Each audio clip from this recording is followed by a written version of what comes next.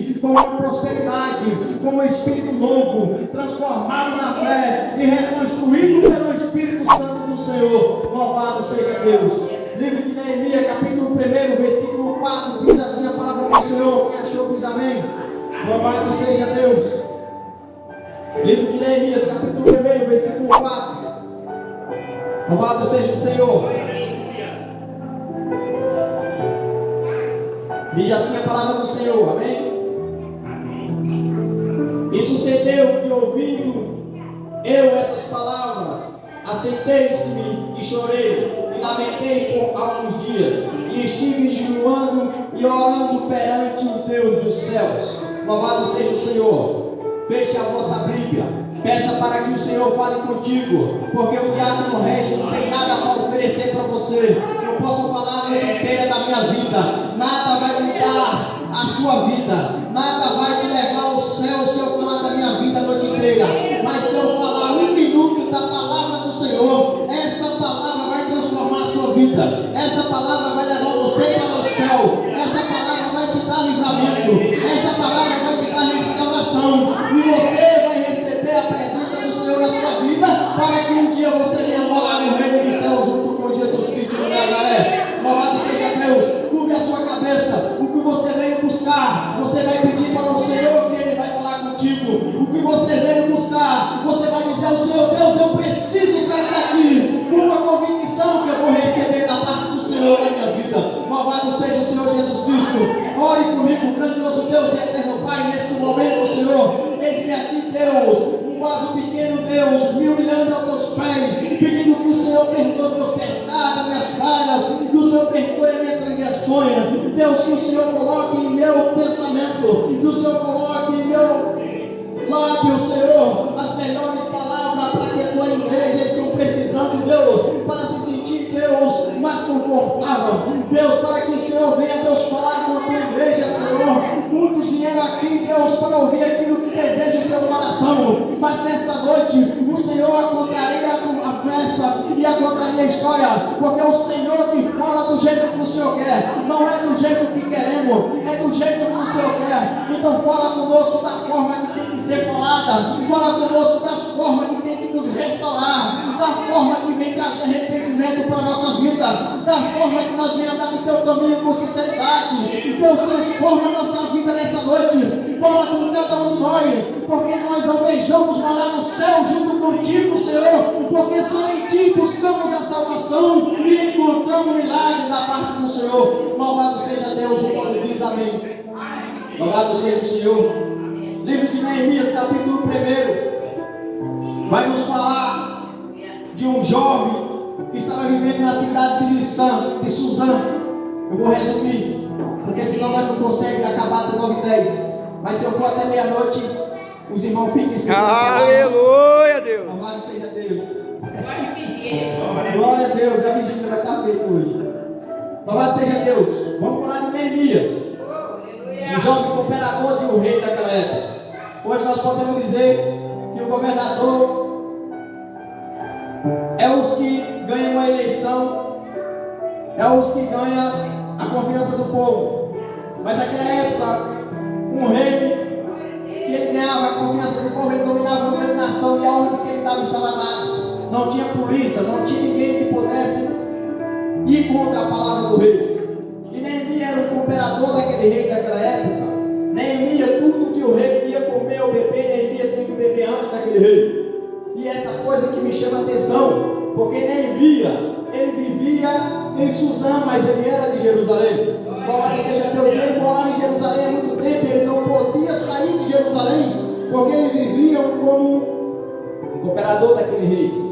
Ele vivia servindo aquele rei, ele tinha servidores ao seu favor, mas uma coisa que Neemias tinha era a palavra do Senhor contigo. Neemias orava, Neemias buscava Deus, mesmo Neemias tendo tudo ao seu alcance, porque o que ele quisesse o rei dava, o que ele quisesse aquele rei daquela época dava para ele, mas ele mesmo assim buscava o Senhor que tudo pode. Louvado seja Deus. E quando Neemias está um certo dia no capítulo 1, a Bíblia nos informa, ele está esperando que seus irmãos Anani, que vem junto com um dos judeus lá de Jerusalém, das terras de Neemias, das terras do pai de Neemias, onde Neemias nasceu.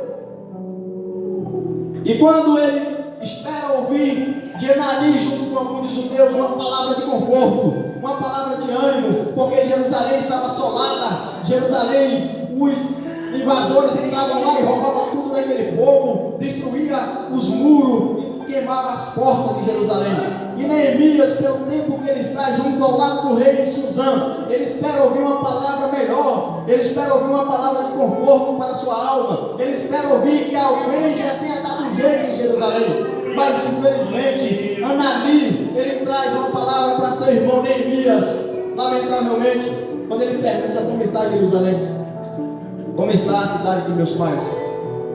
E a única palavra que seu irmão traz para Neemias é uma palavra de tristeza, de angústia, é uma palavra que deixa Neemias triste e cai chorando. Ele fala: infelizmente, Neemias, Jerusalém está assolada, as portas foram queimadas, os muros de Jerusalém já estão todos derrubados e não há ninguém mais pelaquela cidade. Todos daquela época, naquela cidade, já perderam a esperança, e os únicos que estavam vazando, saindo fora daquela cidade. Infelizmente, Jerusalém perdeu as vossas esperanças.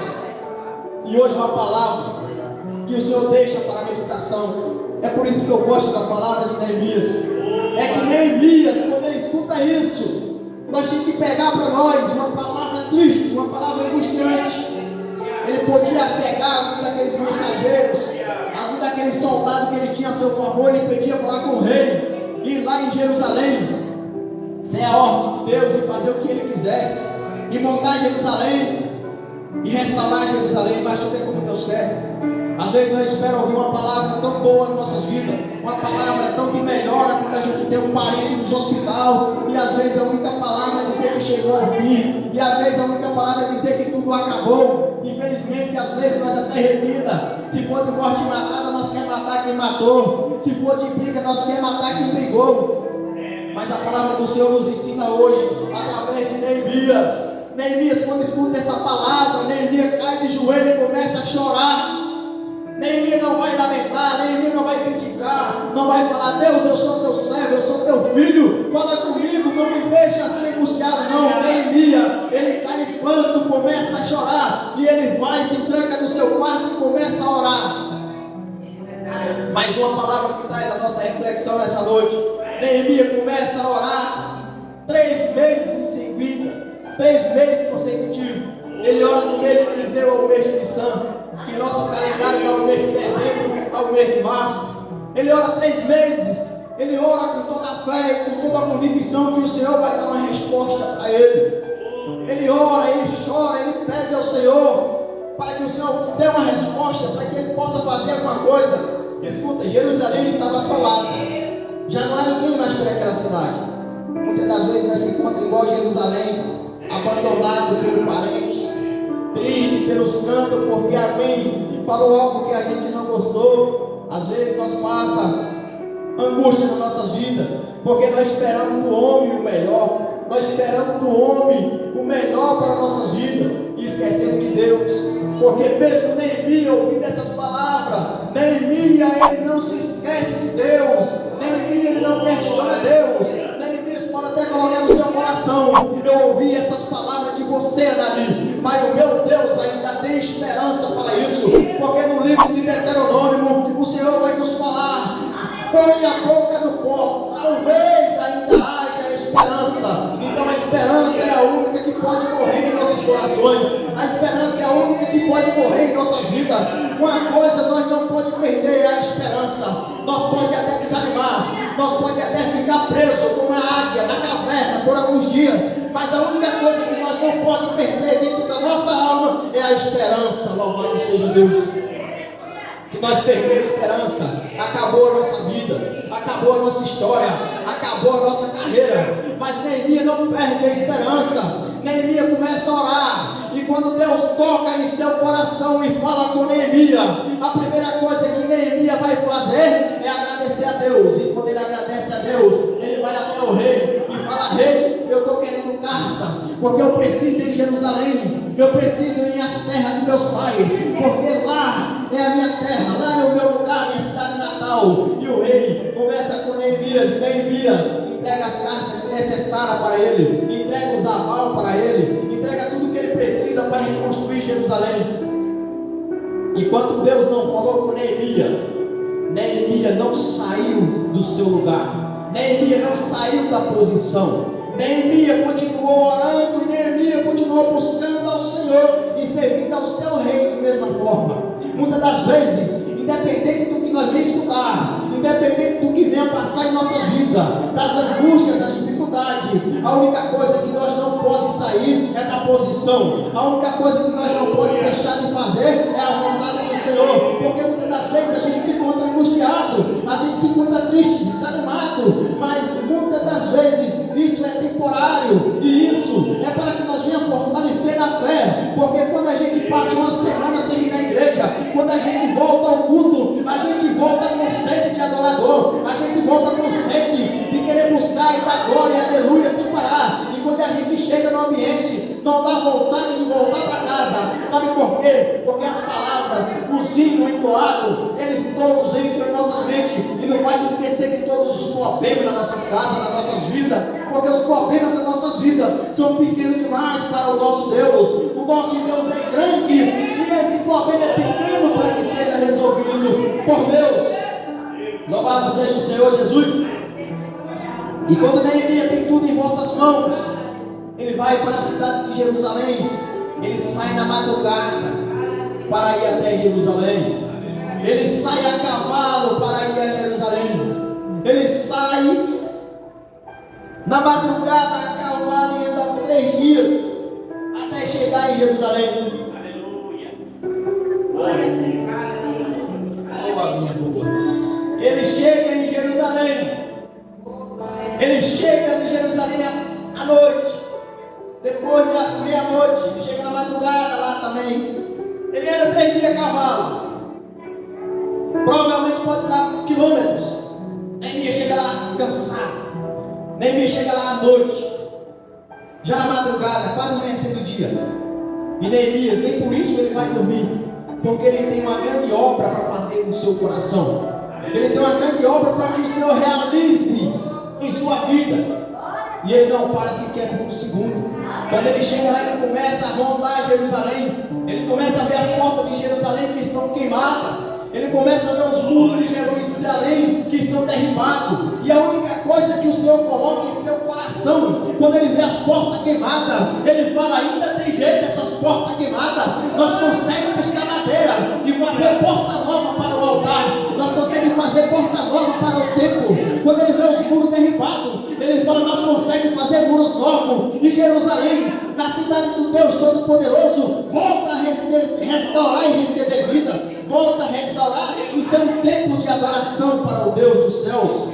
Louvado seja Deus. E quando Jerusalém está assolada, que ninguém já há mais pelaquela cidade, que Neemias começa a fiscalizar ali. De manhã cedo alguém vê Neemias naquele lugar, e Neemias começa a juntar algumas pessoas ali, começa a juntar padeiros, açougueiros, começa a juntar os porteiros, começa a fazer uma reunião com todos. Neemias fica perante todos e ele começa a falar: olha, vamos reconstruir Jerusalém, porque eu tenho tudo que nós precisamos. Eu tenho a carta do rei para nós ir à floresta e pegar madeira. Eu tenho carta do rei para nós ir no rio e pegar água. Eu tenho carta do rei para o que nós precisar. Mas o que nós não podemos deixar é que os invasores entrem em Jerusalém e invadam isso aqui como se não estivesse terra. Porque essa terra aqui habita o Deus Todo-Poderoso sobre ela. Essa terra aqui, o Senhor dos Exércitos tem um carinho muito grande por ela. Louvado seja Deus. E quando Neemias, ele começa a reunir o povo aceita.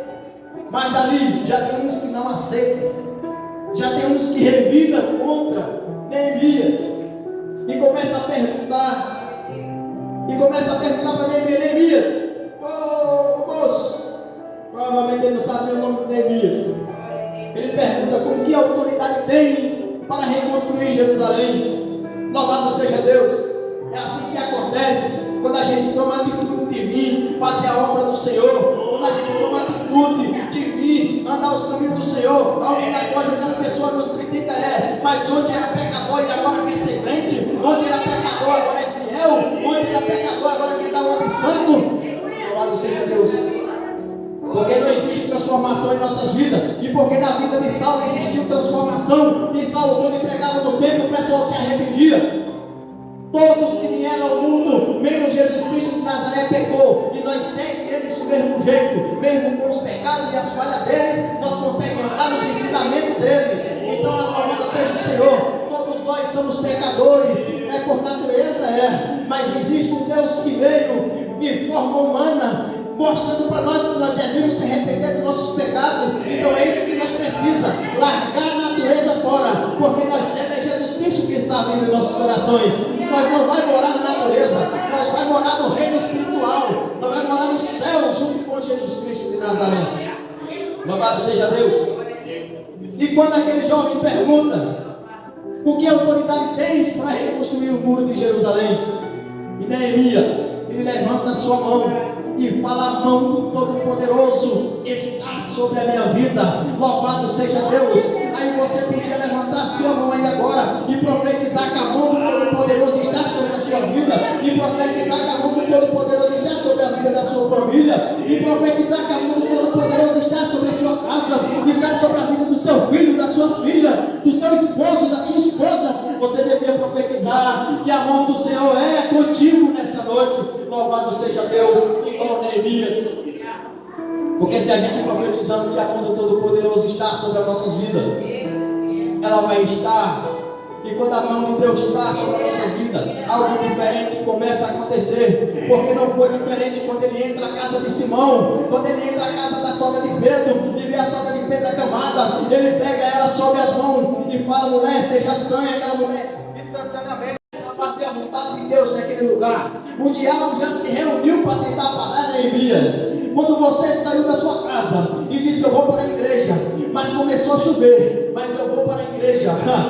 Satanás se levantou contra a sua vida para você não vir. Satanás se levantou contra a sua vida para você não chegar no lugar. E quando você chega no lugar, através de você sair daqui, se você não sair daqui com o espírito de adorador, lá na sua casa vai ser pior do que o que você veio. Se você veio para a casa do Senhor para buscar o homem, para buscar ouvir o que você quer ouvir, você vai chegar na sua casa, vai ser pior. A sua vida não vai receber a transformação, a sua vida vai voltar de mal a pior. Agora, se você veio nesse santo lugar, saiu da sua casa, falou: Deus, eu vou enfrentar chuva, eu vou enfrentar cachorro solto, pitbull na rua, eu vou enfrentar, Deus, o escuro da noite, mas eu vou para a tua casa, porque eu preciso de uma cura, eu preciso de um milagre, eu preciso de uma restauração, eu preciso de uma transformação do teu Espírito Santo. Eu preciso que o Senhor fale comigo. Nessa noite é a oportunidade do Senhor falar contigo. Falta você abrir o seu coração, porque no momento que você abrir o seu coração e dizer: Deus,